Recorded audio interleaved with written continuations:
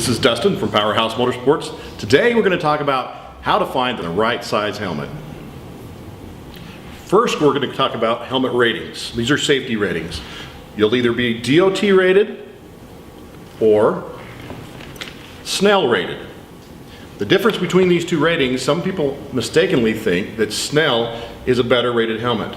SNELL rating is for a higher speed collision. So if you're riding a bullet bike or something that's 70 mile an hour plus, you should have a SNELL rated helmet. If you're riding an ATV or snowmobile where you're under 70 mile an hour and the collision is likely to occur at a lower speed, a DOT is actually a softer foam and actually a better helmet for that application. Next, I'd like to talk about different styles of helmet. First, we have a half helmet. Half helmets, they're better than not wearing a helmet at all, but personally I'm not real fond of half helmets or three-quarter helmets as much as I am a full face, because they don't provide any chin protection. If you were to have an accident and you were to go face down, there's really no protection to your face for this type of helmet. Actually, I would normally recommend a full face helmet that has chin protection, so you have protection for your face if you were to go down into the dirt or the gravel, or if you're on the road or otherwise, so it gives you protection for your face. So this is a better protecting helmet than a three-quarter or a half helmet. There's two types of helmets in a full face. You have this type of helmet which you would wear maybe a goggle with, or this type of helmet which has a shield.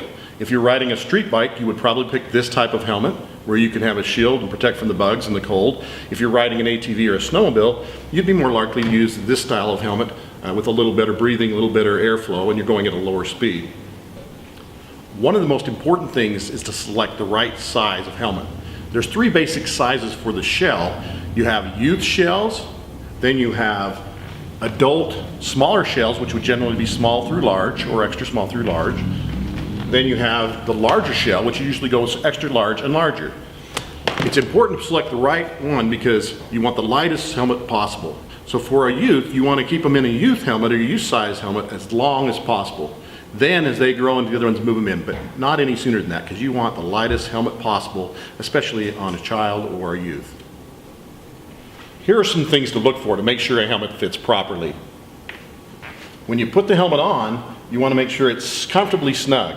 So as long as the person in there feels comfortable and with their head held still, not be able to move it more than an inch each way. If the helmet is too big, it'll move around too much. If it's too tight, it's going to be uncomfortable and they're not going to wear it. This helmet is obviously much too big for him. You can move it quite a bit, up and down.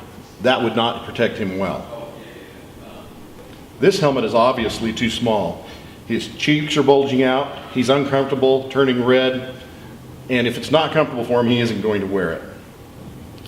It's not necessary to spend a lot to get a good helmet.